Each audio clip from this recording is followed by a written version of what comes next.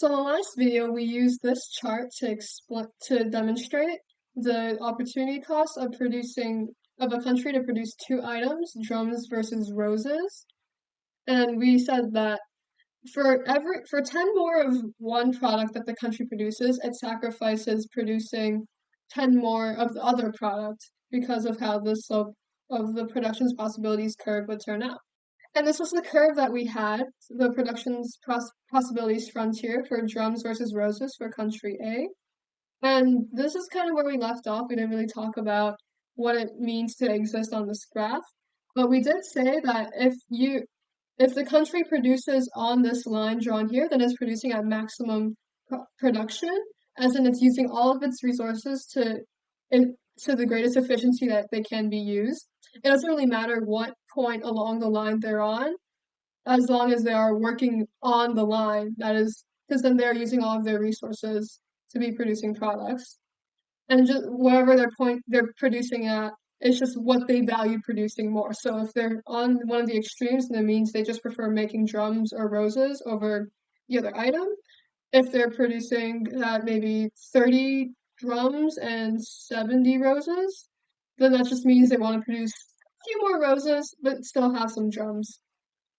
So now we're going to talk about existing off the curve and then what would happen if we shifted the curve around, how we get to that point. So these dots I've drawn are some examples of what it would look like to be producing at various points on the graph. So this is supposed to be purple, I don't know if you can tell, but that's like producing at maximum production. You're making about 20 drums and 80 roses. I tried to line it up. I really tried.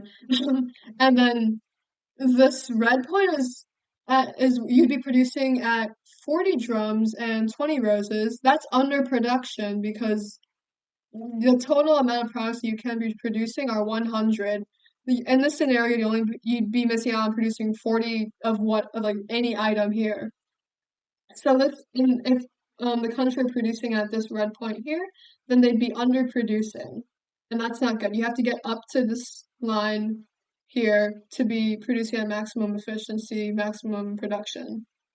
On the flip side, if the country's producing at 90-50, they're somehow overproducing, which I don't really see that in like the AP curriculum, but like in the real world, if that were happening, you'd probably you'd have some extra resources coming out from somewhere. You probably got people working like extremely overtime just to be producing more stuff because that's 140 items total. You're producing 40 over your maximum production curve.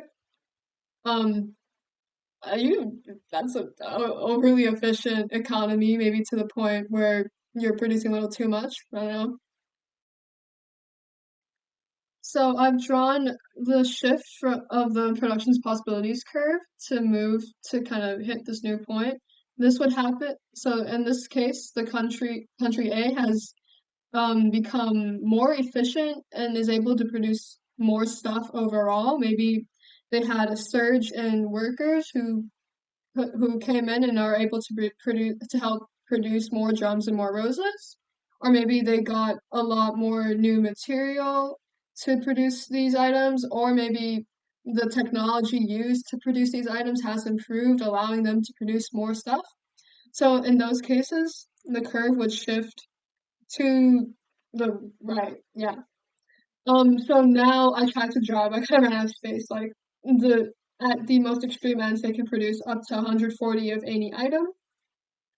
So now, if we were to be producing on this purple dot, then country A would now be underproducing, and anything along this new slope is maximum production. Now, it's important to note that I kind of drew these lines in like the most linear way possible, just for the sake of like making my point easier to understand, and also because I can't draw properly. So I think a lot of the times there are cases where like the numbers on these axes, they don't go at the same intervals or whatever. So you're not going to get an easy opportunity cost of like 1 or 10 or 20, whatever. You're going to have for each side, you're going to have different opportunity costs of producing new items. And also, before I forget, for as your production increases, like this shift here, the opportunity cost of producing an item increases as well. So like so like to break it down, like if you're producing 140 roses, then your opportunity cost is now 140 drums versus when it was back here, your opportunity cost was only 100 drums for 100 roses. And then um if you were at like 110 drums and then 30 roses, your opportunity cost is now 30 drums. In the next video, we're going to introduce another country into this equation and learn more about comparative advantages and how that relates to opportunity costs and production possibilities frontier.